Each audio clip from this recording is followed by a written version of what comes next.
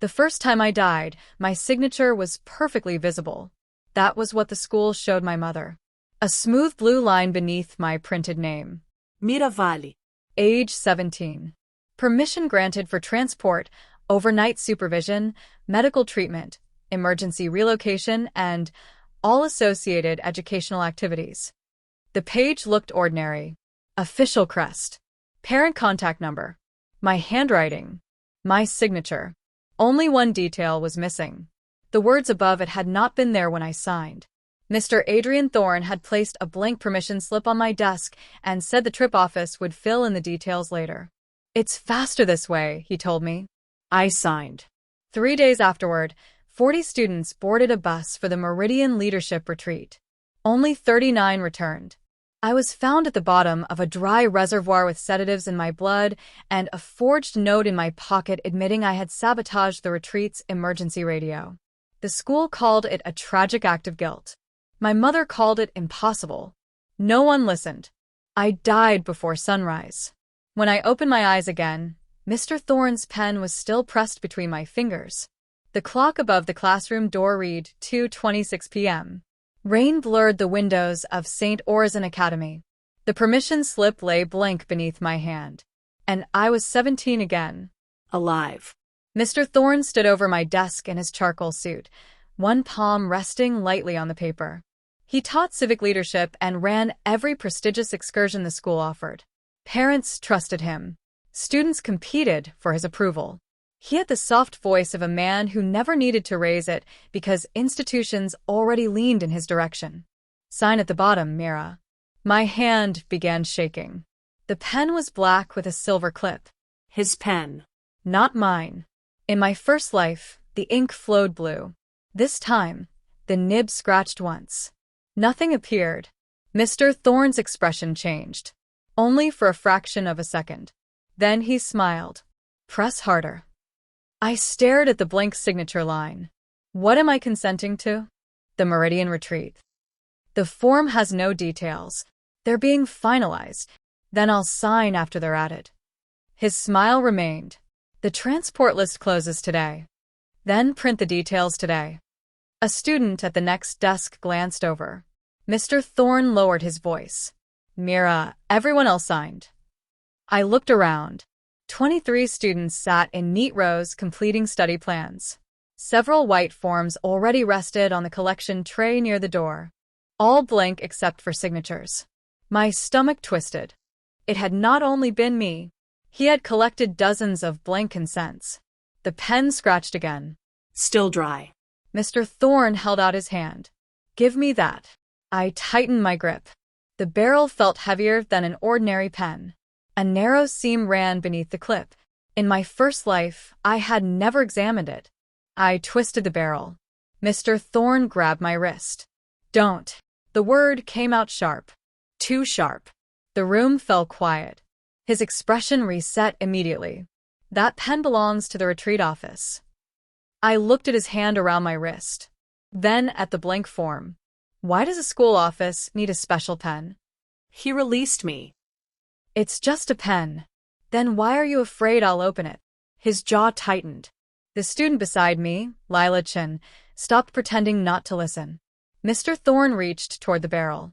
I pulled it away. The pen clicked. A small compartment opened near the clip. Inside was a transparent strip coated with pale blue residue. Not an ink cartridge. A transfer ribbon. The pen was designed to leave pressure marks on a hidden carbon layer beneath the paper, even when the visible page remained blank. Mr. Thorne went still. Lila whispered, "What is that?" The permission slip shifted beneath my palm. A second sheet was attached behind it. Not another copy. A chemically treated transfer page. Where I had pressed the dry nib, faint blue letters began appearing. Miravali. Not in my handwriting.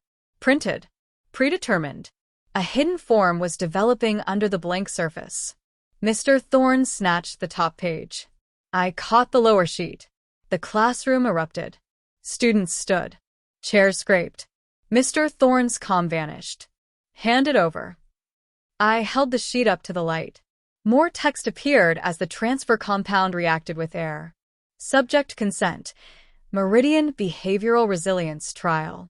Authorized interventions, sedation, confinement, stress exposure, medical observation. Post-incident disclosure, prohibited. My blood turned cold. The retreat was not leadership training. It was a human experiment. Mr. Thorne reached for the sheet. Lila moved between us. No. He looked at her. Sit down. She did not. The bell rang. Not the end of class bell. A low three-tone alert from the corridor. Mr. Thorne's face changed again. He had expected something else. He touched the earpiece hidden beneath his hair. No response. The school intercom remained silent. The rain struck harder. I looked at the clock. 2:29. In my first life, I signed at 2:27. At 2:30, the fire drill began. During evacuation, the collection tray disappeared. The blank forms were filled later. This time, the pen had failed before my signature transferred. And the hidden sheet was in my hand when the drill started. Mr. Thorne stepped toward the door. Everyone remained seated. The fire alarm activated. Red lights flashed. Students hesitated. He spoke louder. This is a scheduled drill. Lila looked at me. Is it? No. I remembered the first life. Smoke filled the west stairwell, though no fire was ever found. Teachers directed students into the courtyard. Mr. Thorne returned to the classroom alone and collected the slips. A manufactured evacuation. A quiet evidence sweep. I folded the hidden sheet and slid it inside my blazer. Mr. Thorne saw. Leave the paper. No. That material is confidential. So is illegal experimentation. His voice cracked. Mira, you have no idea what you're interfering with. The room went silent again. That sentence was not denial. It was confirmation. I stood. Everyone take your forms. Several students obeyed immediately. Others stared. Mr. Thorne blocked the collection tray. Those are school documents. Lila grabbed the tray first. Forms scattered across the floor. Students picked them up. 23 blank permissions moved into 23 separate hands. The plan depended on one stack. Now the evidence was distributed. Pattern interruption. Mr. Thorne had prepared for one disobedient student. Not a classroom holding its own signatures. The fire alarm continued. A teacher opened the door. Evacuate now. Mr. Thorne turned. Ms. Rowan, these students must leave their forms. She frowned. Why? Secure records. During a fire alarm? His answer came too slowly. Lila held up the hidden sheet. Because they're not permission slips. Ms. Rowan took one look at the developing text. Then she pulled out her phone. Mr. Thorne moved fast. He seized the paper from Lila and tore it once. The tear exposed a metallic thread embedded between layers. A tiny green light blinked. The sheet was recording. Not audio. Data transfer. Every signature pressure pattern. Every student identity. Every time the page opened. Mr. Thorne stared at the light. His pen had run dry because the transfer system was already active and the ribbon overheated. The device failed before it captured my signature. A defect. A warning. A mechanical refusal. Ms. Rowan lifted her phone higher. I'm calling the police. The corridor lights went out. The fire alarm stopped. Every classroom door locked. Mr. Thorne did not look surprised. That was the moment I knew the retreat was only one piece of the plan. St. Orson Academy itself was part of the experiment. The students began shouting. Teachers pulled handles. Nothing moved. Emergency systems displayed. Lockdown authorization. A Thorne. Mr. Thorne reached for the hidden sheet again. I stepped back. You locked the school. Give me the form. Why? Because if Meridian receives incomplete consent data, everyone in this room becomes a liability. Lila said, to whom? He looked at us. To people who do not leave mistakes behind. The classroom changed.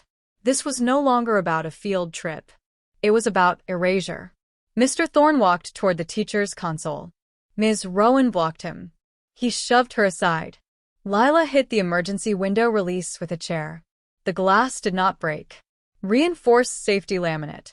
Good against accidents. Terrible against deliberate confinement. I remembered another detail from my first life. The classroom ventilation panels connected to the old science courtyard. During the fire drill, smoke entered through the west stairwell, but not through ventilation. The lockdown could control doors, not the maintenance ducts. I climbed onto a desk and pulled the ceiling grill. Mr. Thorne laughed. You think you can crawl out? No. I reached inside and found the red manual cable.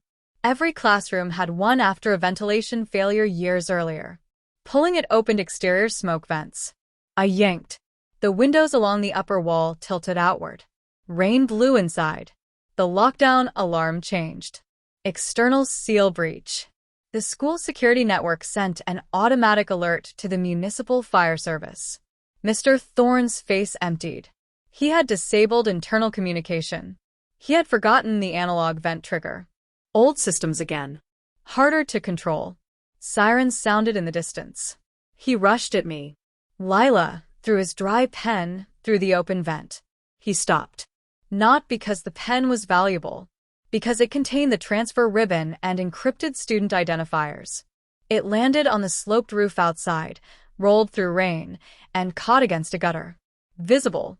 Unreachable. Preserved beyond his hand. The classroom doors unlocked when firefighters triggered external override. Students flooded into the corridor carrying their blank forms. Teachers gathered them in the courtyard. Police arrived. Mr. Thorne tried to leave with administrators. Ms. Rowan pointed him out. He authorized the lockdown. The principal, Dr. Evelyn Harrow, stepped between them. This is a misunderstanding. I knew that voice. In my first life, she stood beside my mother and said my death was the consequence of instability. Now she looked at the forms in students' hands and understood the plan had fragmented. She raised both palms. Everyone should return school property. No one moved. The fire captain asked why the lockdown activated during an alarm. Dr. Harrow said the security system malfunctioned. The screen log named Thorne. She called it corrupted. Lila laughed. Not because anything was funny, because the lies arrived too quickly. Firefighters retrieved the pen from the gutter.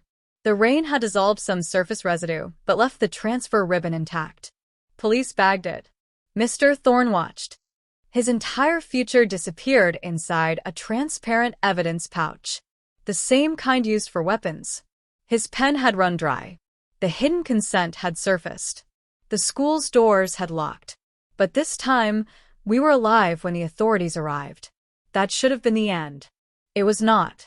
The police initially treated the forms as a privacy breach, not evidence of a human trial. Dr. Harrow produced a legitimate retreat brochure describing stress management exercises, supervised hikes, and team-building simulations. The hidden sheet, she claimed, was an abandoned draft from a proposed research partnership never approved. Mr. Thorne, she said, used the wrong stationery by mistake. The lockdown was a technical error. The dry transfer pen was a document authentication tool. Every sinister piece received an ordinary explanation. Separately, the explanations sounded possible. Together, they required too much coincidence. The developing sheet became our strongest evidence. The metallic thread stored a partial identifier.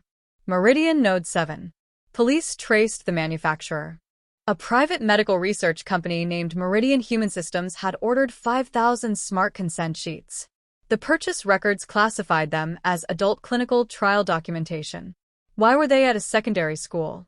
Meridian said a distributor error sent the wrong forms. The distributor had dissolved 6 months earlier. Another dead end. Or designed end. Detective Sana Ortiz took over after the municipal police referred the case to the State Child Protection Unit. She interviewed me first. Why did you refuse to sign? I considered lying. Then remembered the first life's cost. Because I remember signing before. She waited. In a dream? In another life. Her expression did not change. I told her everything. The retreat. The bus. The reservoir. The sedatives. The forged confession. My death. She recorded the statement. At the end, she said, I cannot use rebirth as evidence. I know, but your memories may identify verifiable facts. That is enough. This became our rule. Memory created questions. Evidence answered them. The first question was the reservoir. The retreat brochure listed Meridian Lodge in the Blue Veil Mountains. No reservoir appeared on maps. I remembered dry concrete walls, rusted ladders, and the number 17 painted beside a drainage gate. Detective Ortiz searched old infrastructure records. A decommissioned hydroelectric reservoir sat 4 kilometers from Meridian Lodge. Drainage gate 17. The company leasing the lodge also leased the reservoir through a subsidiary. Police obtained a warrant. Inside the empty basin, they found cameras hidden in concrete vents, restraint anchors, portable medical equipment, and a sealed observation room overlooking the floor. The retreat site was a controlled stress arena. Meridian had converted industrial infrastructure into a behavioral laboratory. My first death was not an accident near the retreat. It occurred inside the trial. Investigators found no body. This timeline had none. But they found a stain preserved beneath a removable platform. Human blood. Too old to be mine here. Another student had been injured before me. Meridian's experiment predated our class. The second question was the bus. In my memory, we boarded a white coach with the school crest. The official transport company denied ever servicing St. Orizon. Cameras from the previous year showed the coach entering through a maintenance gate without plates. Meridian owned it. Inside a storage warehouse, police found removable school logos for 11 academies. St. Orizon was one trial site among many. The third question was the sedative. Lila Chen in this life, remembered attending a weekend leadership workshop the year before. She woke afterward with bruises and no memory of 4 hours. Her parents believed she fainted during hiking. Medical records showed an unusual benzodiazepine metabolite, the same compound found in my blood after death in the first life. Meridian called it M17. Not approved for adolescents. The trial tested how young people obeyed authority under confusion, social pressure, and manufactured emergencies. Blank permission slips allowed researchers to write consent after selecting interventions. Parents received different forms. Students signed away rights they never saw. Mr. Thorne recruited compliant groups. Dr. Harrow provided access. School nurses collected baseline data. Counselors identified vulnerable students. The academy was not teaching leadership. It was selling predictability. The fourth question was why me? My hidden consent sheet had my name pre-printed before I signed. Meridian selected subjects in advance. Police seized a database from the reservoir. My profile read, Mira Valley. Response type, delayed compliance. Authority challenge, moderate. Family leverage, high. Medical support, limited. Trial role, cascade subject. Cascade subject. Detective Ortiz asked what it meant. I remembered the bus ride. I challenged a route change. Other students followed. The supervisor isolated me. The radio failed. Panic spread. A cascade subject was someone whose resistance influenced others. Meridian wanted to measure whether removing one dissenting person restored group obedience. They removed me. My death became part of the data. In the first life, no one knew. In this one, the label existed before the retreat. Predetermined harm. The fifth question was the pen. Forensic engineers examined it. The transfer ribbon contained a microfluidic ink reservoir designed to release only after sensing signature pressure. The visible nib used ordinary blue ink. The hidden ribbon copied motion onto the lower consent page. One signature created 2 documents. A harmless school permission above. A broad clinical consent below. The pen ran dry because its visible cartridge had been intentionally underfilled. After several students signed, the nib should fail. The staff member would replace it. The hidden ribbon would remain active. Why design failure into the pen? To create plausible gaps. Some students would have visible signatures. Others would only exist on hidden forms. Meridian could choose which record to produce later. My pen failed earlier than expected because the ribbon overheated. A manufacturing defect from batch 4C. The defect report had been suppressed. Again, failure created truth. Not because objects understood justice. Because systems depending on perfect concealment could be undone by ordinary material limits. Mr. Thorne was suspended. Dr. Harrow remained principal. The school board claimed insufficient evidence, linked her to Meridian. Then parents demanded the collected forms. The academy said they had been misplaced during evacuation. 23 students still held originals. The rest of the year group did not. Those missing students had signed in earlier classes. Their forms disappeared. We distributed copies of ours to every family. No central stack. No single point of erasure. Parents compared the paper. Some hidden sheets had different intervention codes. S1, S2, R4, C7. The codes matched planned scenarios. Sedation, isolation, restraint, confinement. One student, Hannah Bell, had C7. Her parents withdrew her from the retreat. The next day, the school marked her absent from final examinations due to voluntary psychological leave. Retaliation. Meridian's language entered school records before the trial began. We challenged it publicly. Dr. Harrow reversed the entry. Then she called Hannah's parents privately and warned that media attention could affect university references. They recorded the call. The board suspended Harrow. Within hours, her office computer remotely wiped itself. Detective Ortiz had expected that. A mirrored copy already existed through the state warrant. The server contained emails between Harrow, Thorne, and Meridian director Dr. Marcus Venn. Venn wrote, "Blank student signatures remain preferable. Parent signatures can be attached after event selection." Harrow replied, "Ensure visible forms describe only education. Families tolerate risk better when details follow success. After success. If students survived and stayed quiet, details could be added. If something went wrong, the broad hidden consent appeared.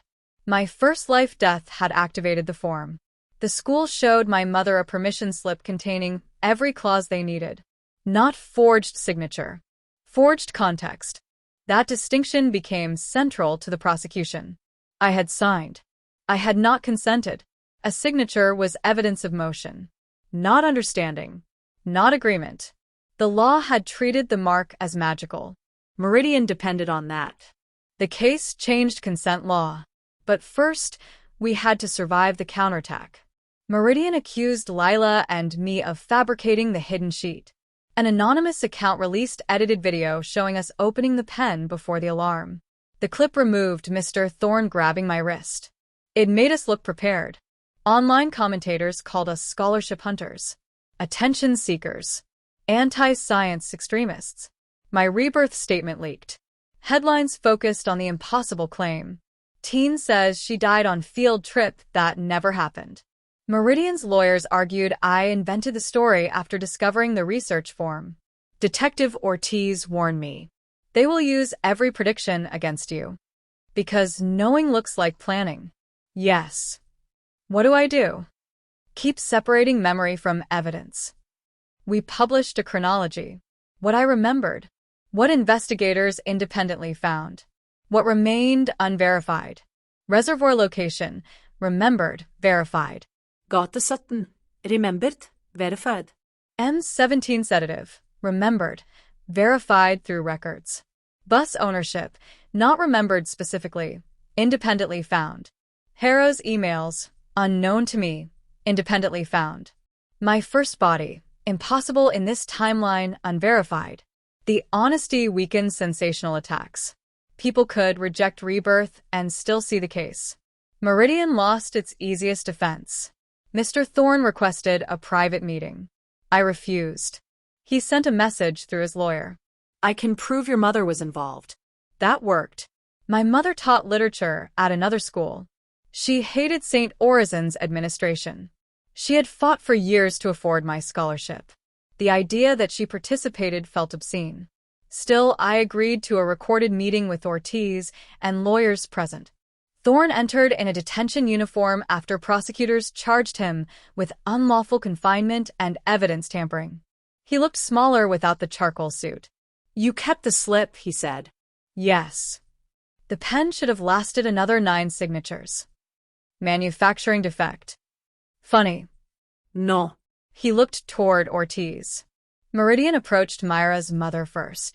My chest tightened. What? They offered to pay for your tuition if she joined the family observation study. Did she? She signed an interest form. That is not participation. She attended 2 interviews. Did she know about sedation? No. Confinement? No. Blank consent? No. He shrugged. She still opened the door. I wanted to reject everything. Instead, I asked for evidence. He gave an archive code. Investigators found interview recordings. My mother discussed financial stress, my father's death, my tendency to challenge teachers, and my panic around enclosed spaces. She believed she was helping secure a scholarship. Meridian used her words to design my trial. Family leverage, high. Medical support, limited. Confinement sensitivity. The knowledge devastated her. I told them everything, she said. You thought it was an assessment. I should have known. No. How can you say that after what happened? Because they lied about the purpose. She had signed. She had not consented to my harm. The same distinction. Meridian's system relied on turning trust into authorization. Parents, students, teachers. Everyone signed something narrower than what the company did. Then lawyers stretched ink over consequences. My mother testified. The defense questioned why she shared personal details. She answered, because they told me information would help my daughter. I did not agree to let them weaponize her fear. That sentence entered the final judgment. Information given for support cannot automatically become consent for intervention. Purpose matters. The trial against Thorne began first. He claimed he believed Meridian held proper approvals. The hidden sheets contradicted him. His fingerprints appeared on the transfer ribbon compartment. He had trained staff to use the pens. Lila's video recorded his reaction. The lockdown log named him. Still, he denied knowing students would be harmed. Then prosecutors played an audio file recovered from the pen's internal memory. He had used the same device during an earlier class. The microphone captured a conversation with Harrow. Thorne said, if one refuses, move her to Cascade. The rest usually sign after. My refusal had not surprised him. It activated a category. The defense called the phrase research shorthand. The jury called it intent. He was convicted of conspiracy, unlawful experimentation, child endangerment, coercion, and obstruction. Before sentencing, he asked to address me. The judge allowed it. His voice was softer than ever. You destroyed St. Orison. No. Hundreds of students lost scholarships. The school sold us. You think the replacement system will be cleaner? No. That answer unsettled him. Then what was the point? That it can no longer pretend this system was clean. He shook his head. You sound like your mother. Good. His pen had run dry. His language had too.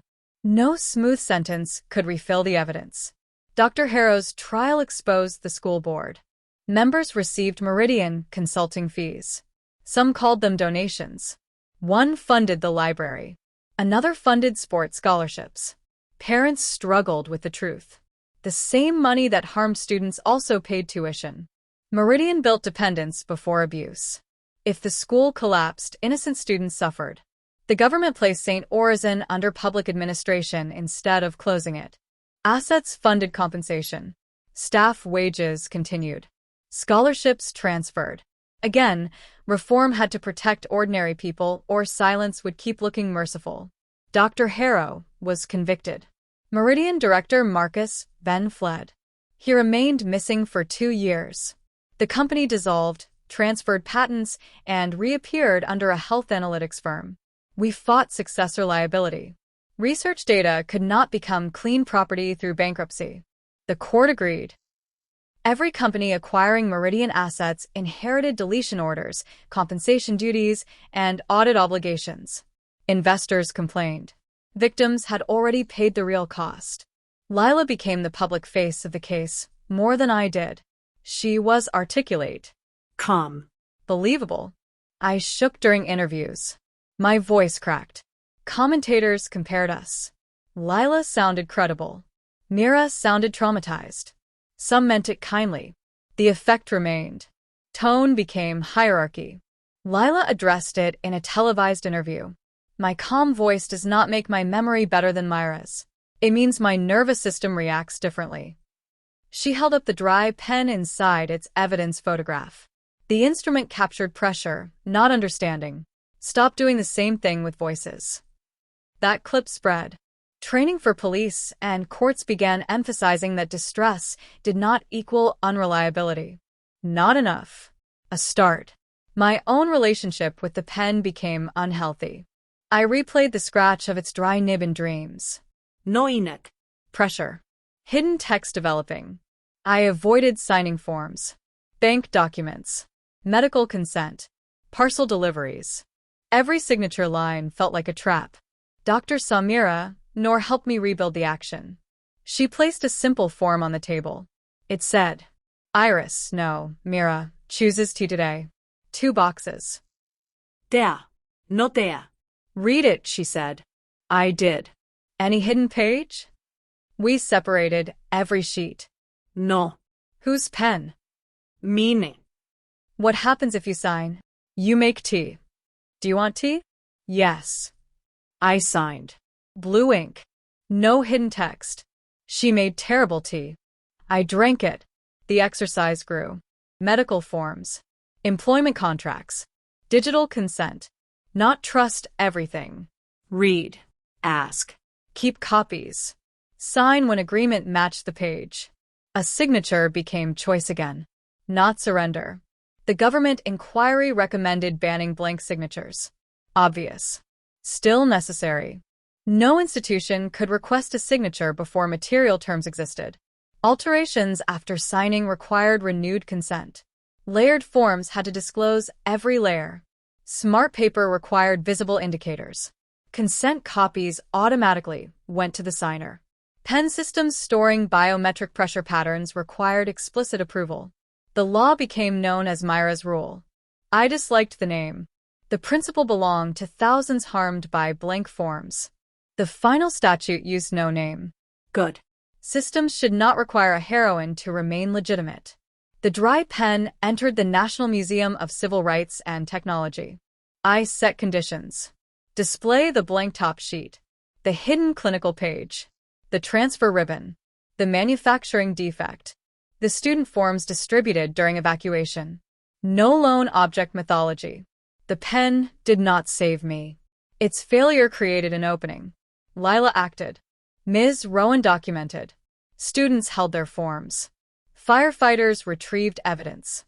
Ortiz investigated. My mother testified. The exhibit title became, What did the signature mean? Visitors could sign a digital blank page. The system then revealed 5 different contracts that could be placed above it. Employment resignation. Medical experimentation. Debt guarantee. Image release. School trip.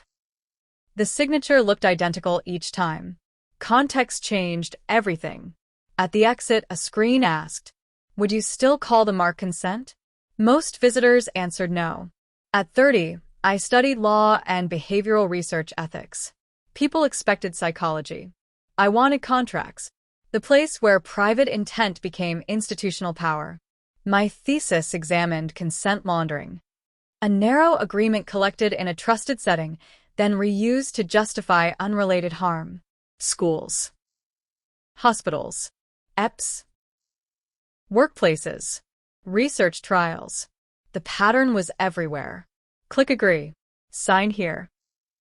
Details later. Purpose drift.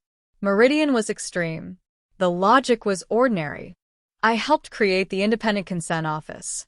Before any high-risk youth program, students and families met advisors not employed by the school or researcher. Forms came in plain language. Blank spaces were barred. Changes triggered new review. Students could withdraw without losing grades, scholarships, or references. The first year, enrollment in risky studies dropped. Researchers complained recruitment became impossible. Good consent often reduces participation. That is evidence people previously agreed under pressure. Some worthwhile studies adapted. Paid participants fairly. Reduced risk. Explained purpose. Trust improved. Ethics became design, not paperwork. One research team studying emergency leadership invited students to co-design simulations. No sedación. No hidden cameras. No false confinement. Participants could stop at any time. The results were less dramatic than meridians. More useful. Real leadership did not emerge from manufactured helplessness. At 40, I reviewed a hospital case involving a patient who signed a blank tablet screen before surgery. The nurse said details would load afterward. A device error attached consent for an additional procedure. The patient woke with permanent consequences. The hospital called it a software mismatch. We called it blank signing. The law applied. Compensation followed. Hospitals redesigned digital forms so terms had to render before signature input activated. A small interface change. Large protection. The dry pen's lesson traveled into screens. At 50, I confronted my own failure. A young intern at the consent office, Amara Bell, submitted a report accusing a school program of coercion. Her evidence seemed weak. No hidden pages. No drugs. Only students saying they felt unable to refuse because teachers praised participants. I dismissed it as cultural pressure, not formal coercion. Amara challenged me. You're waiting for another meridian. She was right. Harm did not need a reservoir to matter. We reopened the review. The school tied participation to leadership recommendations. Students technically could refuse. Practically, refusal harmed university applications. We required separation. No teacher recommendation could depend on research participation. Subtle pressure gained a policy response before becoming extreme. My history had made me excellent at detecting dramatic fraud. It also made quieter coercion look small. Experience creates blind spots beside insight. Amara later became director. She redesigned our risk model around cumulative pressure, not only explicit threats. The office improved after my mistake. I published the error. People advised against it. Trust survives correction better than concealment. Marcus Venn was captured at an airport under a false passport. He carried no phone, no computer, only a fountain pen. Investigators opened it. Ordinary ink. He laughed. You expected another trick. Yes. Fear makes people imaginative. So does evidence. His trial lasted a year. He claimed meridians sought to understand group survival. He cited disasters where obedience saved lives. He argued some deception was necessary for valid research. The prosecution asked whether death was part of the protocol. He said no. Then Gates' 17 recordings appeared. In an earlier trial, a student collapsed after sedation. Researchers waited 6 minutes before intervening to observe peer response. The student survived with brain injury. Meridian coded the event as useful stress escalation. Human beings became variables. Venn was convicted. The company's archive contained thousands of signatures. Every one required review. Some participants knowingly joined adult studies. Others signed school forms. We could not assume all consent invalid, nor could we assume signatures valid. Teams reconstructed context. What terms were visible? Who asked? What consequence followed refusal? Was the person informed of risk? Could they withdraw? Consent became a sequence, not a mark. The review took 12 years. Slow justice. Necessary. My own hidden form remained preserved as evidence. I sometimes imagined destroying it. The sheet had my name printed above interventions I never accepted. It felt contaminating. Dr. Noor asked what destruction would change. Nothing. What preservation provides? History. What do you want? Distance. We place the original under restricted access. The museum displayed a replica clearly labeled. I did not need strangers staring at the exact paper design to erase me. Public learning did not require unlimited access to personal harm.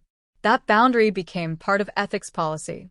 Victims could control display of personal consent records unless essential public evidence required otherwise. Transparency had limits. The state asked me to advise on school excursion forms. The redesign seemed simple. Destination, schedule, activities, risks, supervisors, medical plan, emergency contacts. No blanks. Yet one debate lasted months. Should students sign separately from parents? Some argued minors lacked legal capacity. I argued their assent mattered. A parent could authorize attendance. A student should still understand and agree to participation, especially high-risk activities. 2 signatures. 2 roles. Neither blank. The final form included a student statement. I understand what will happen and know how to ask questions or stop participation. Not perfect legal consent. A voice. On the first trip using the form, a student refused rock climbing after arrival. The teacher allowed an alternate activity. No punishment. No research. No scandal. That ordinary refusal was the reform. At 60, I visited St. Orizon, now a public college. The classroom where the pen failed had become an ethics lab. Students examined historical contracts. The original windows remained. The analog vent cable remained too, painted red. A teacher asked whether I wanted it preserved. Yes. Even though modern systems replaced it? Especially then. The cable reminded designers that independent physical controls mattered. During one drill, the digital doors malfunctioned. A student pulled the cable. External vents opened. Fire services received the alert. Old backup. Current safety. Not every obsolete system should remain. But no upgrade should remove independent escape without replacement. The Academy's new director showed me the permission slip portal. Terms loaded before signature. Every change created a new version. Students received copies. Withdrawal button visible. No administrator could fill blanks later. What would stop someone from lying in the terms? She asked. Nothing completely. She looked disappointed. Then is the system enough? No system is enough. What else? Independent review. Real choice. Consequences for deception. People willing to listen. The pen failure had never been enough alone. Neither was software. Safety lived in layers. The first major problem after Meridian's collapse was that everyone wanted one universal definition of consent. Lawmakers asked for a sentence. A box. A test. Something easy enough to print on every form. I understood the appeal. Simple rules are comforting. But consent did not live in one sentence. It lived in timing, pressure, alternatives, understanding, and consequence. A student might read every word and still believe refusal would cost her scholarship. A parent might sign freely while misunderstanding the medical risk. A patient might understand the risk, but lack time to ask questions. A worker might agree because losing employment meant losing housing. The mark at the bottom captured none of that. We built a 5-part review. Information. Capacity. Voluntariness. Purpose. Withdrawal. Every high-risk consent process had to answer all 5. Not merely state them. Show evidence. What was explained? What did the person understand? What happened if she said no? Could the purpose change later? How could she leave? Researchers complained the framework created paperwork. I said paperwork was not the goal. The goal was a traceable conversation. Some replaced long legal forms with short interactive sessions. Participants explained the study back in their own words. Questions were recorded. Risks appeared separately. No pre-checked boxes. No hidden layers. No signature field until the full document loaded. Recruitment slowed. Dropout fell. People who joined understood why. Good consent improved science because participants were not trapped. Meridian had produced dramatic data through deception. Much of it was useless. Fear responses created by sedation and confinement did not predict ordinary leadership. The company had mistaken intensity for validity. That mistake appeared in other fields too. A workplace program claimed to measure resilience by surprising employees with simulated layoffs. A school tested honesty by planting money in lockers. A hospital measured family decision-making by withholding information. Researchers called deception necessary. We asked whether the knowledge justified the method. Usually, it did not. Sometimes limited deception remained scientifically valid. Then independent ethics review, minimal risk, debriefing, and easy withdrawal became mandatory. No blink agreement covering unknown future interventions. Specific boundaries. Uncertainty explained. The phrase, all associated activities, became legally suspect. If an institution could not name the activity, it could not claim advance consent for it. This affected technology companies. Apps collected permission for future improvements. Platforms used school data to train behavioral models. Parents had clicked agree. Students never knew. The Meridian judgment forced companies to specify purpose. One education platform had stored millions of student writing samples. It later trained an emotional risk classifier. The original terms mentioned grammar feedback. The company called the classifier an associated educational activity. The court disagreed. Purpose drift. Data deletion followed. Students received notice. One student discovered the classifier marked her poetry as self-harm risk and sent alerts to administrators. She wrote Gothic fiction. The school treated her as dangerous for months. No one asked what she meant. A hidden inference had become another blank form filled later. We created the right to contextual response. Before consequential action, the person could explain. Not always enough. Essential. Systems should not speak about people before people can speak for themselves. Lila joined the first National Consent Commission. She became brilliant at hostile hearings. Still calm. Still precise. I remained better at technical review. Public comparisons continued. Mira feels. Lila reasons. We rejected the split. I reasoned while shaking. She felt while speaking evenly. Credibility culture wanted one acceptable shape of woman. We refused it. At one hearing, a senator interrupted me 6 times. My voice cracked. He smiled. Lila requested that the record note the interruptions. The transcript showed them. The senator's behavior entered evidence. Context again. A voice crack alone could suggest uncertainty. The sequence showed pressure. Afterward, communications coaches offered to train me. I accepted. Not to sound less frightened. To breathe without losing my sentence. Skill was not surrender. I learned to pause. Repeat questions. Ask for the full premise. State when I did not know. My voice still cracked. I continued.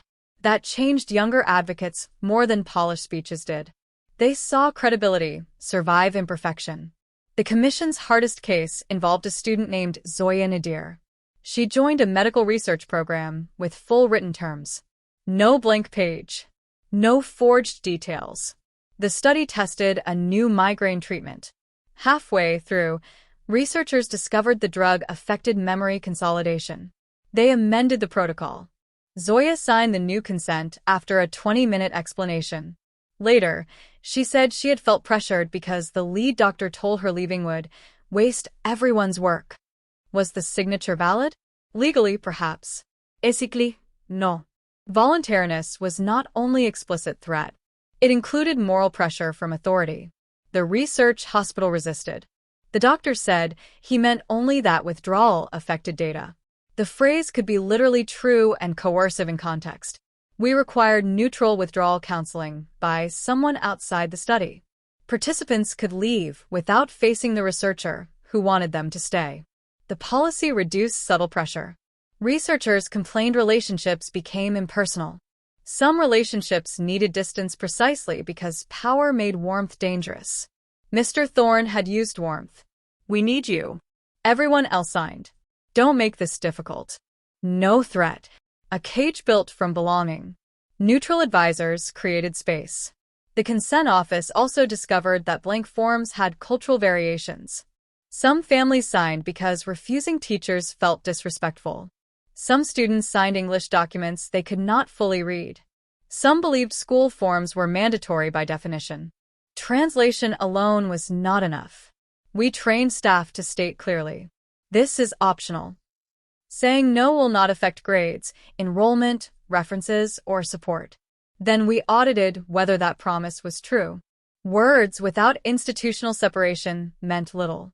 One school claimed participation was optional while its principal wrote university references.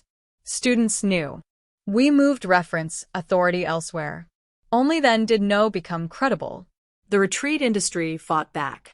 Leadership camps, adventure programs, military-style academies, and corporate youth initiatives argued that consent rules undermined challenge. Risk, they said, built character. I asked who chose the risk. Voluntary difficulty could teach. Manufactured helplessness taught only who controlled escape. The Blue Veil Reservoir became a public evidence site, not a tourist attraction. Access remained limited. Families of former participants decided what could be shown. Cameras were removed. Restraints catalogued. Observation glass covered. The concrete floor remained. Lila and I visited once. She stood beside Gate 17. No water. No equipment. Only wind. Is this where you died? She asked. Yes. Exactly? I don't know. Memory showed a corner near the drainage channel. The current floor had been altered. We stood in the center instead. She held my hand. Do you want to leave something? No. Take something? No. The place had already taken enough. We left. The state later filled part of the reservoir and converted the rest into a memorial garden designed by survivors. I opposed the word memorial because many survived. They chose consent grounds. An awkward name. Theirs. Paths displayed questions rather than names. What were you told? What could you refuse? Who benefited? How did you leave? Visitors answered privately. No reenactments. No dramatic recordings. One path led to Gate 17. The door remained sealed open. No one could be locked behind it again. My mother visited every year. I went twice. Healing did not require repeated pilgrimage. The manufacturing defect in Thorne's pen led to a separate corporate case. The pen company new batch 4C overheated. Internal testing showed transfer ribbons could expose hidden layers before signature completion.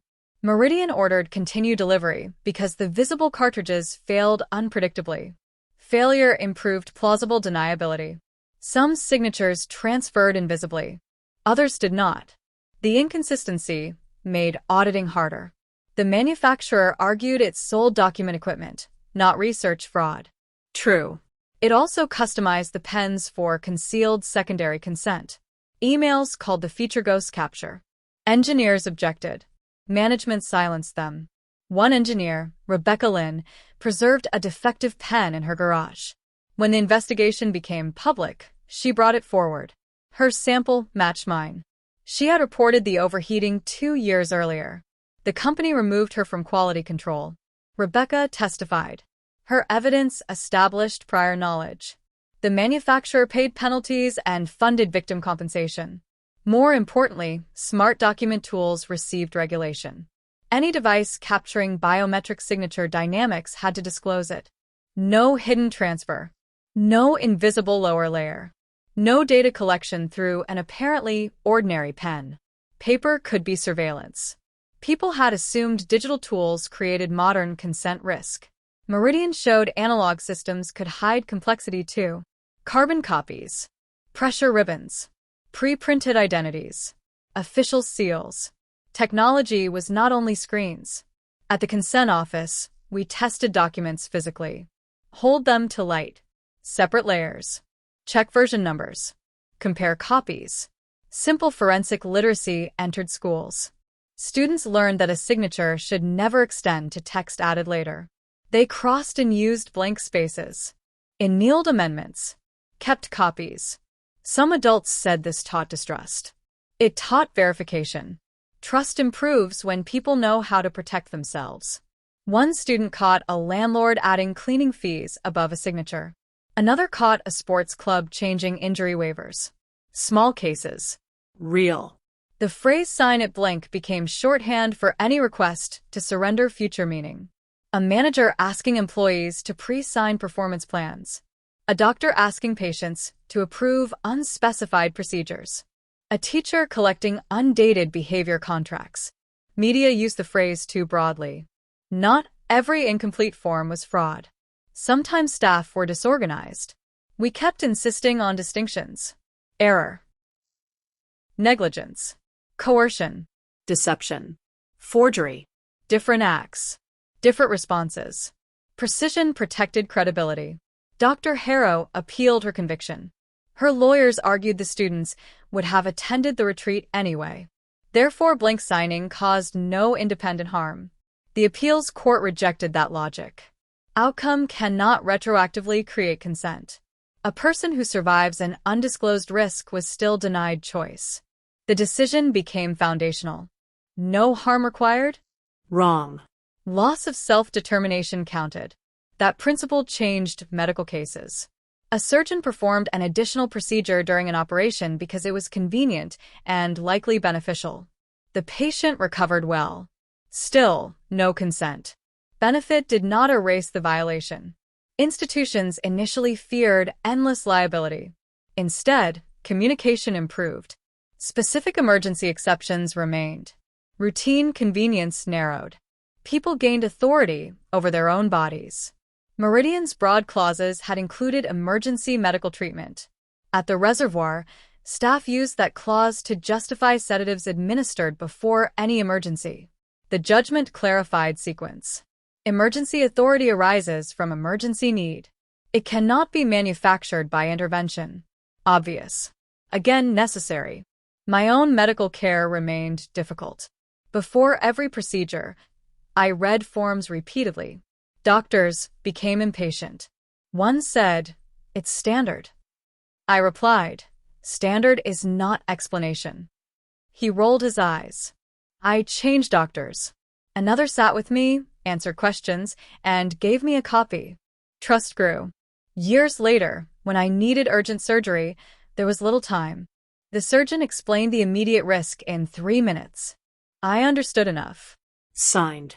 Consent did not require endless certainty. It required proportionate understanding and real choice within circumstance. The surgery saved my life. When I woke, the form matched what occurred. That alignment felt extraordinary. Ordinary medicine. Accurate page. No hidden terms. At 45, I taught a seminar for judges. Many treated signatures as strong evidence because courts needed stable documents. I agreed signatures mattered.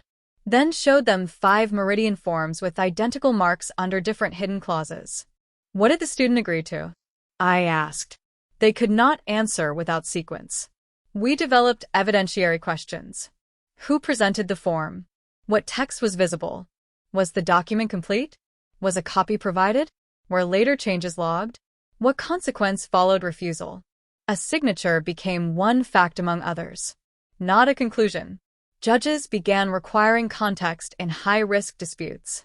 Employers lost cases built on pre-signed resignations. Hospitals lost cases involving blank surgical forms. Schools lost cases involving retroactive waivers. The law changed slowly.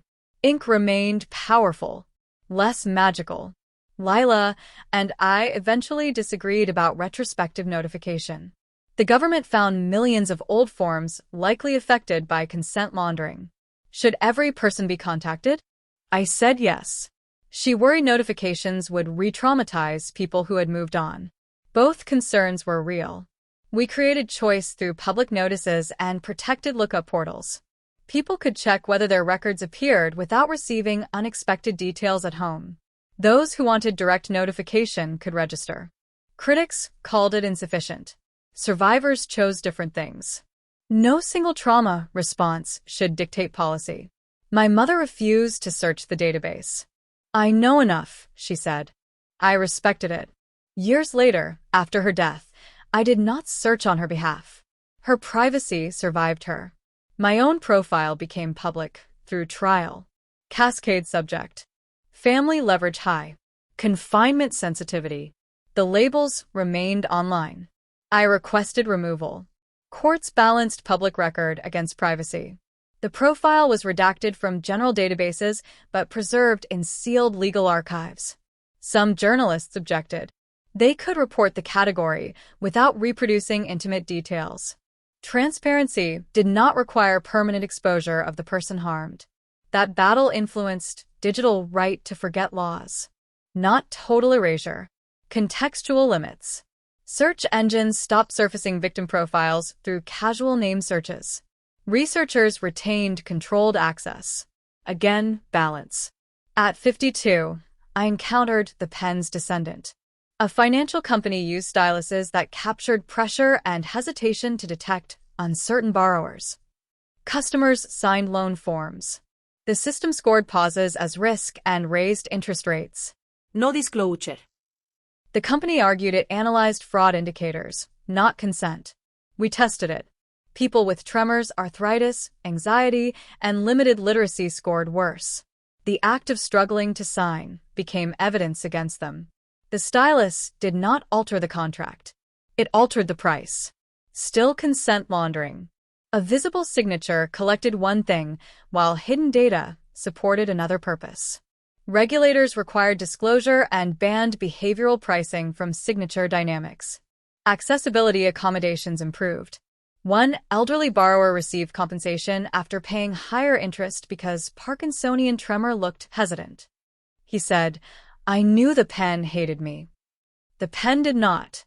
The model assigned meaning. That distinction remained central. Objects fail. People interpret. Systems act. Responsibility follows the chain. The original dry pen was tested one final time before museum conservation. Its visible cartridge still contained trace blue dye. The feed channel had clogged, not fully emptied. Technically, the pen had not run dry. It had stopped delivering ink. The title everyone used was inaccurate. His pen ran dry. The forensic report said, "Visible ink delivery failure caused by ribbon channel thermal expansion." Less memorable. More precise. I kept the popular phrase. Then always explained the mechanism. Stories open attention. Details protect truth. The museum updated the label. The pen appeared dry to the user. Internally, heat from the concealed transfer ribbon obstructed ink flow. Hidden collection disrupted visible function. A perfect summary of Meridian. The hidden system broke the ordinary one. At 60, I chaired my final consent commission meeting. The agenda included neural interfaces, predictive health data, and synthetic persons. The technologies sounded far from paper. The core question remained. What did the person understand she was allowing? Developers proposed continuous consent dashboards. Users could change permissions. Good. Then they buried consequences of withdrawal. Lose service. Lose device function. Lose medical monitoring. Choice without viable alternative became pressure. We required withdrawal pathways and data portability. The blank page had become an ecosystem. Still, someone wanted permission now and definition later. The work continued beyond me. Amara led it. Younger commissioners challenged my assumptions. One argued that written consent itself privileged literacy and formal language. She was right. We expanded visual, spoken, sign language, and supported decision formats. No one method became default truth. A person could understand without handwriting, could consent without a signature, could refuse without producing a legal essay. The irony pleased me. My life had revolved around a signature. The final system learned not to require one in every case. At retirement, the commission gave me a fountain pen. I laughed until I cried. The nib worked beautifully. The barrel was transparent. No hidden chamber. They engraved one sentence. Terms first. I used it to sign my retirement papers. After reading them, Twice. the final signature of my career was unnecessary symbolism. I enjoyed it anyway. The permission slip case also exposed a forgotten group. Students who never reached the retreat because their forms were rejected. For years, they believed exclusion meant they had failed leadership selection. In reality, Meridian screened them out. Too medically complex. Too likely to disclose. too well supported at home, too resistant to authority. One rejected student, Amira Cole, found an old email from Mr. Thorne. Unfortunately, your profile is not aligned with the retreat's developmental objectives. At the time, she cried for days. The retreat was prestigious. University interviewers asked about it. Selected students received leadership awards. Now the sentence meant something else. Her profile was not useful to the experiment. Amira had a father who was a solicitor, a mother who worked in medicine. She asked detailed questions. Meridian marked her legally high friction. She had been protected by the traits the school taught her to feel ashamed of. The commission contacted rejected students. Some felt relief. Others felt renewed humiliation. One said, even their abuse had an admissions standard I didn't meet. Trauma does not obey rational categories. Being excluded from danger can still leave wounds when exclusion was disguised as inadequacy.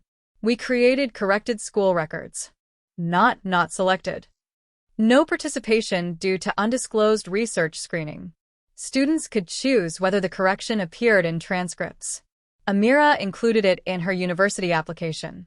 She wrote an essay about being labeled difficult before knowing the label saved her. She became a barrister. Years later, she argued the first major case under the consent law. Her client was a foster teenager whose agency pre-signed blank placement documents to move her between homes quickly. Staff filled addresses and conditions afterward. One form authorized a restrictive residence the teenager had never seen. She ran away. The state called her non-compliant. Amira held up the blank template in court. A signature cannot consent to an address that did not yet exist on the page. The judge agreed. Placement systems changed. Blank signing was banned in child welfare. Emergency transfers remained possible through documented temporary orders. No invented retroactive agreement. The case showed how administrative convenience concentrated harm on people with the least power. Children in care, migrants, patients, employees, students.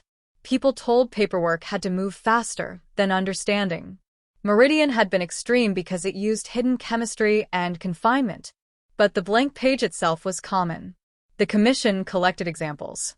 Pre-signed disciplinary notices, undated resignation letters, empty medical waivers, blank property inspection reports, incomplete police statements, forms signed because someone said details were routine. We published a report titled The Space Above the Signature. The cover showed an empty page with one line at the bottom. No names. No pen. The report asked institutions to treat blank space as authority not yet exercised. Who could later fill it? Who would verify changes? Could the signer see the final version? A blank was not nothing.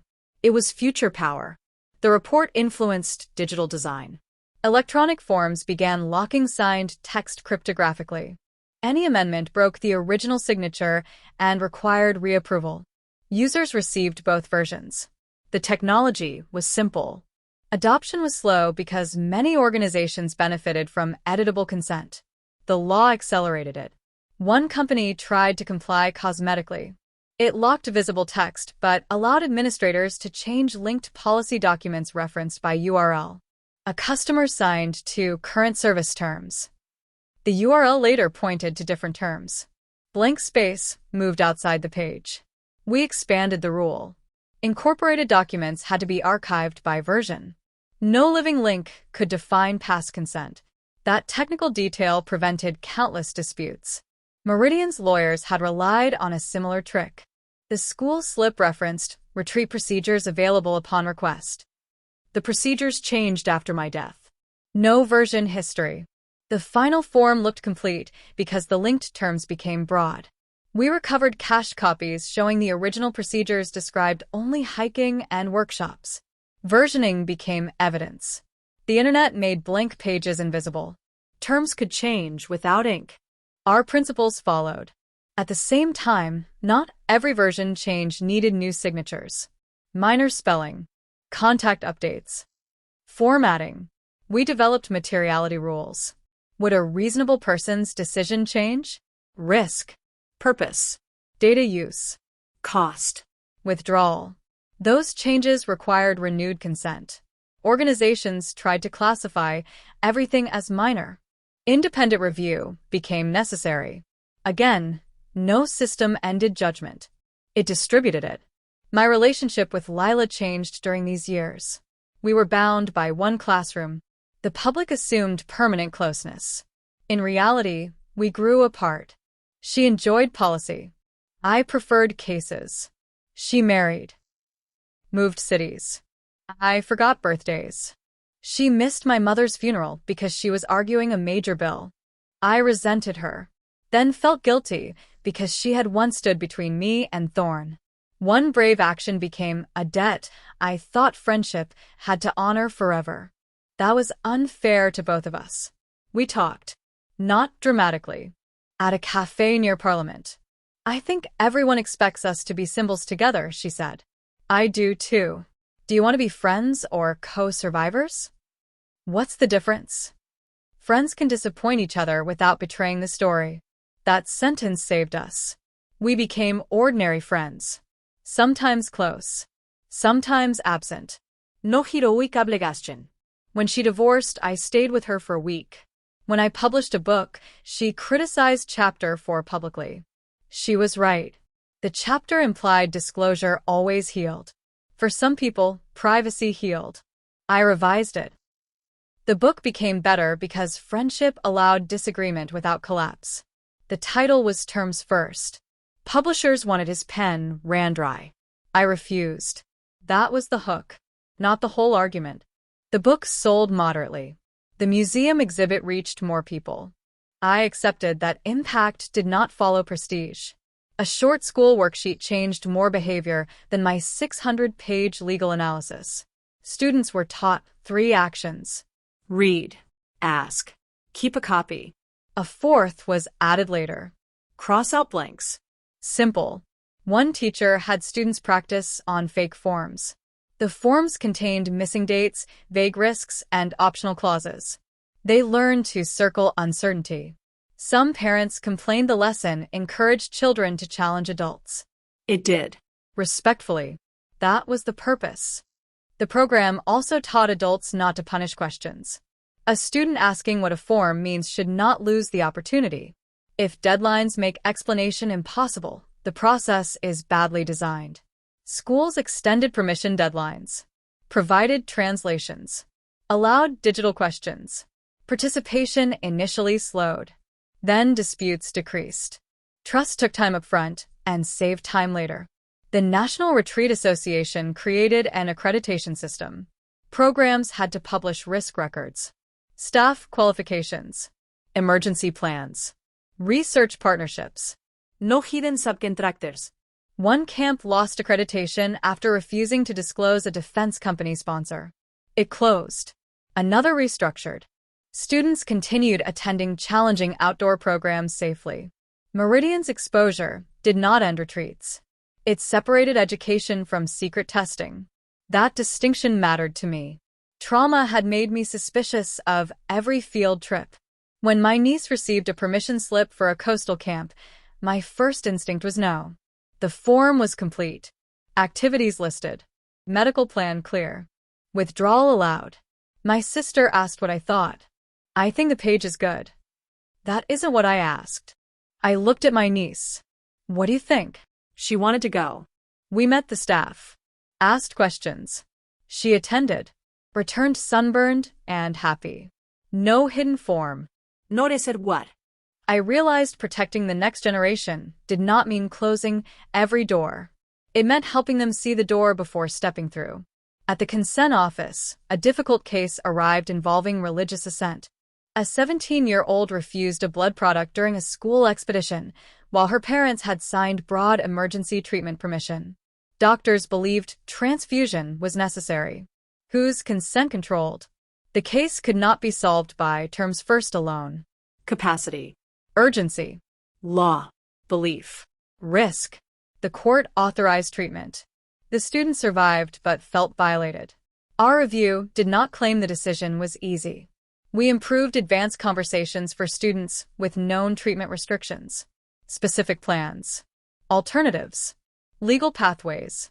No blank emergency clause pretending every future conflict had one answer. Consent systems should expose hard questions before crisis where possible, not eliminate them. The student later joined a medical ethics board. She disagreed with the court. Her experience shaped policy. Being overruled did not erase her authority to describe harm. The commission learned that lawful did not always mean respectful. We could improve lawful processes too. Another case involved a student who signed no form at all. Her parent forged her signature to enter a television talent program. The producers argued parental permission sufficed. The teenager performed, became famous, and later sued over lifetime image rights. The contract had no blank spaces. It was simply too broad for a child. Knowing terms did not guarantee fair terms. We added fairness review. Some rights could not be permanently surrendered by minors regardless of signature. Consent had limits where power and future consequences were extreme.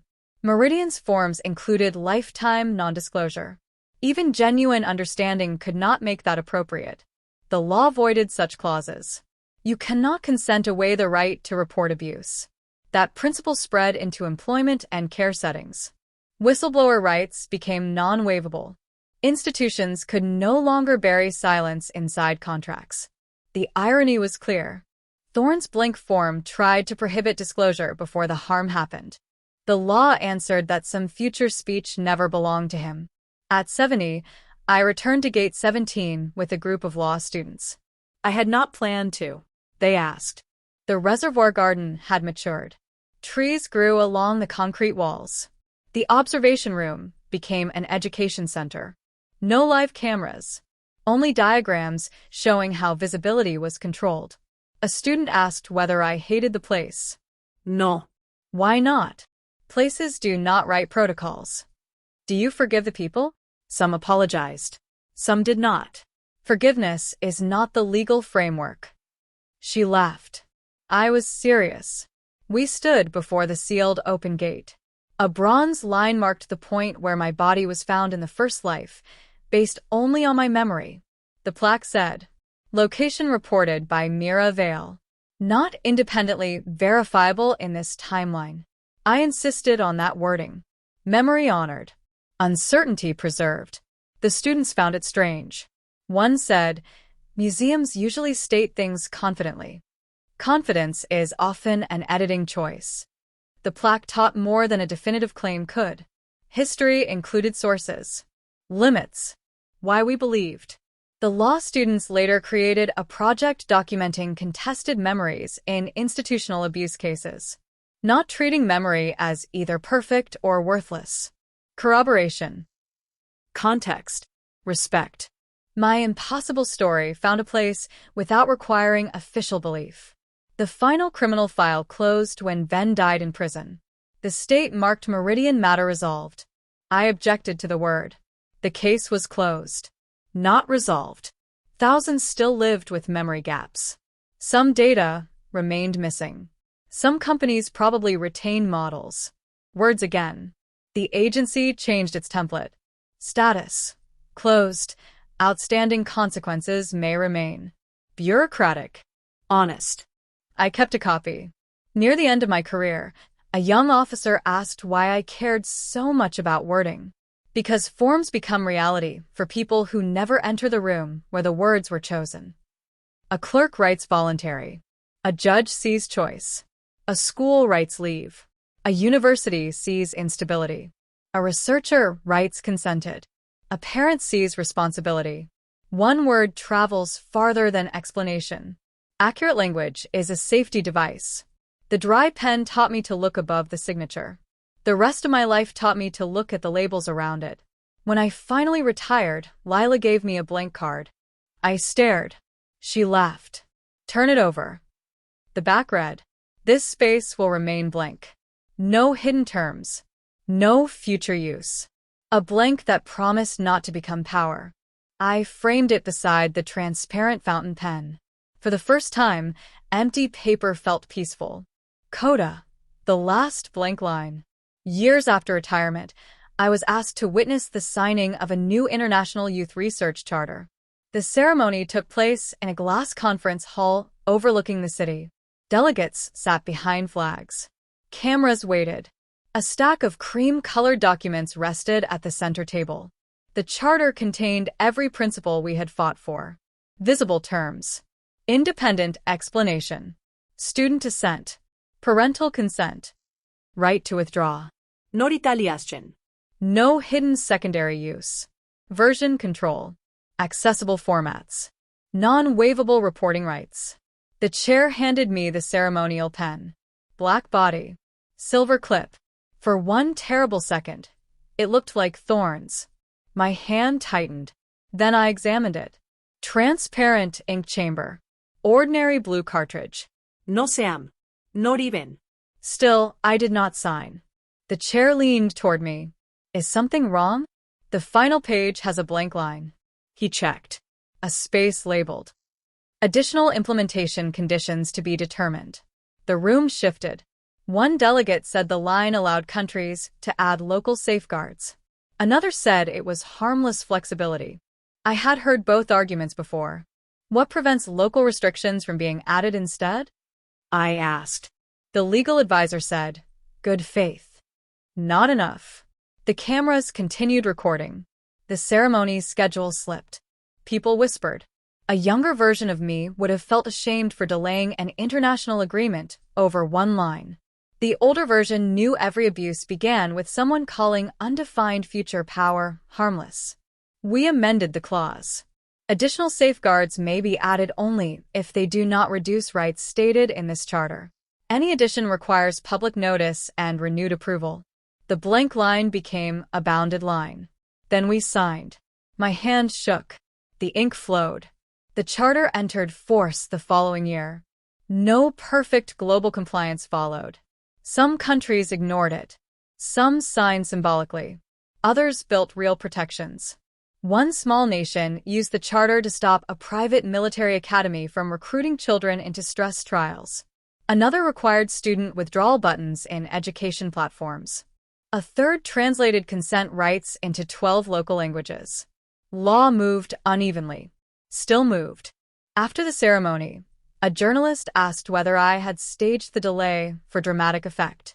No. Did the blank line truly matter? Yes. Even with all the other protections? Especially with them. He frowned. I explained. A document can contain a page of rights and one sentence broad enough to weaken them all.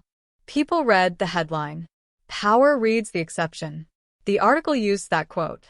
For once, the headline matched the point. Power reads the exception.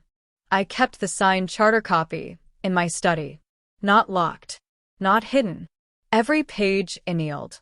Every version logged. The last blank line crossed through before signature. Beside it sat the card Lila gave me. This space will remain blank. Two kinds of emptiness.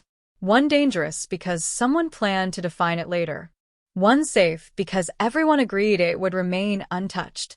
The difference was not paper. It was authority. My final conversation about the Meridian case happened with my great-niece, Alara.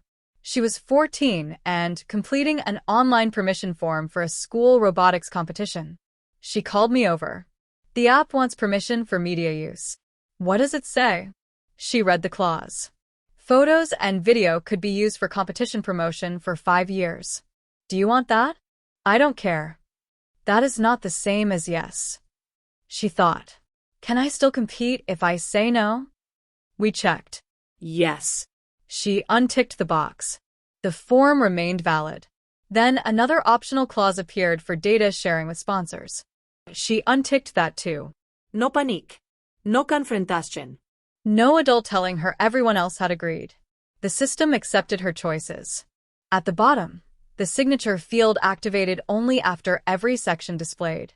She signed with her finger. A copy arrived in her email immediately. She barely noticed. I did. Decades of trials, hearings, laws, and mistakes had become a boring interface a teenager used in 90 seconds. That was success. Not a museum. Not my name in a statute. A system ordinary enough that the protected person did not need to feel heroic. Alara left for the competition the next morning. Her bus returned on time. Every student came home. She complained about losing the final round. Showed me a small robot with one broken wheel. Asked whether I wanted to see the photographs. Only the one she chose. That night, I opened my old notebook. The first page contained the memory of Thorn placing the blank slip beneath my hand. The last page had remained empty for years. I considered writing a final lesson, then stopped. Not every blank needed content. Some spaces should remain available to the future without giving anyone permission to control it. I closed the notebook. The page stayed blank, not waiting for someone else to define me. Simply unfinished. There was peace in that. The first life ended beneath terms added after my name. The second continued because the visible ink failed before the hidden agreement could capture me. But my life was never truly saved by a dry pen. It was saved by the moment I asked what the page meant and refused to let urgency answer for me. Lila kept her form. Ms. Rowan called for help.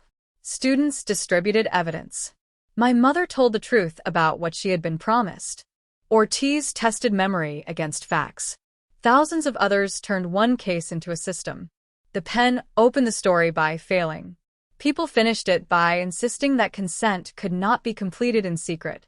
So when the final record of my life was prepared, I left one instruction. Do not describe her as the girl who refused to sign. Right. She insisted on knowing what her signature would mean. Refusal was only the first step. Understanding was the right. Choice was the point. And no one ever again had permission to fill the space above her name after she was gone. One final archival note accompanied the pen. Forensic examination found a partial pressure trace beneath my unfinished signature. The dry nib had still pressed the first curve of the letter M into the hidden layer. Meridian software classified it as consent attempt aborted. I stared at those words for a long time. Attempt. Aborted. Even the machine recognized that the signature had not been completed. Yet Thorn had been prepared to treat the mark as enough. We added the trace to the exhibit with one explanation. Beginning to sign is not consent. Hesitation is not consent. Silence is not consent. A mark created before refusal does not overrule the refusal that follows. That principle later protected people who stopped midway through digital agreements, medical procedures, and recorded interviews. Withdrawal did not become valid only after a form was complete. A person could change her mind during the process. The unfinished M became the smallest evidence in the entire case. No full name. No flowing signature. Only pressure starting and stopping. Visitors often passed it without noticing. I never did. The first life had been destroyed by a complete signature attached to false terms. The second was protected by an incomplete one honestly preserved. Sometimes the most accurate record is not the mark someone finished. It is the moment she stopped. The archive placed the unfinished M beneath magnifying glass. Children leaned close to see it. One asked why such a tiny mark mattered. The guide answered, because it shows she began, understood something was wrong, and stopped before another person could decide the meaning for her. That was enough. A person may pause after starting. She may withdraw after agreeing. She may ask again after understanding changes.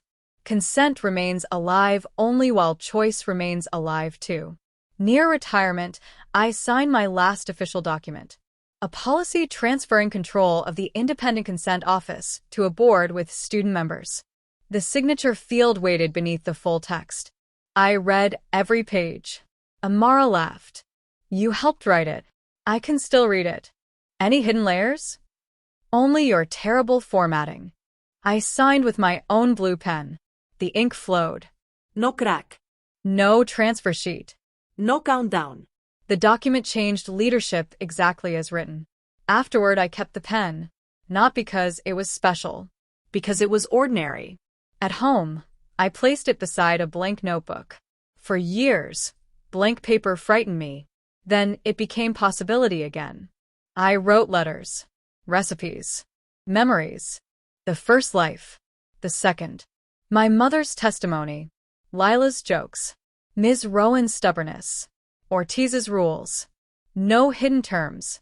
The final page contained one sentence. A signature should complete understanding, not replace it. I closed the notebook. No lock. No seal. Mine. At the museum's anniversary, a school group gathered around the dry pen. A boy asked why Mr. Thorne wanted Mira to sign blank. The guide said, so he could decide later what she had agreed to. The boy frowned. That's cheating. Yes. Why would adults let him? Because the paper looked official. The boy looked at the replica form, then asked, did the pen know? No. Then why did it stop? It ran out of ink. He seemed disappointed. People wanted objects to choose justice. I preferred the truth. The pen failed materially. We acted morally. That distinction made the lesson transferable. Do not wait for tools to save you. Build systems where a dry pen, a blank line, a missing term, or a nervous question triggers review. At the end of the exhibit, visitors could take a card reading. Never sign what someone else plans to define later. I carried one home, not because I needed the reminder, because my mother wanted it. She kept the card inside her wallet until she died. Years after the case, she still blamed herself for the interview. I told her repeatedly that deception broke consent. She understood legally. Emotion took longer. Before her death, she asked whether I forgave her. There is nothing to forgive. I gave them information. You tried to help me. I signed. So did I the first time. She looked at me. You remember? Everything. I finally told her the full first life. My death. Her fight. The school's lie. The years she survived afterward. She cried until morning, then said, I'm glad that version of me kept fighting. She did. Did she win? No. My mother held my hand. Then we'll count this one for both of us. That became our private ending. Not rebirth replacing failure. One timeline carrying the unfinished love of another. The first time, my signature appeared beneath words I never saw. The second time, I held the permission slip. He told me to sign it blank. His pen ran dry. The hidden page surfaced. The classroom kept its forms. The doors opened. The reservoir stayed empty. I lived. But the real victory was not that ink failed at the correct moment. It was that we stopped treating a signature as permission to invent the rest of the story. No blank spaces. No details later. No consent assembled after harm. A person had the right to know the page before her name became evidence against her. And when someone said, sign now, we'll explain later, the answer finally became complete before the ink ever touched paper. No.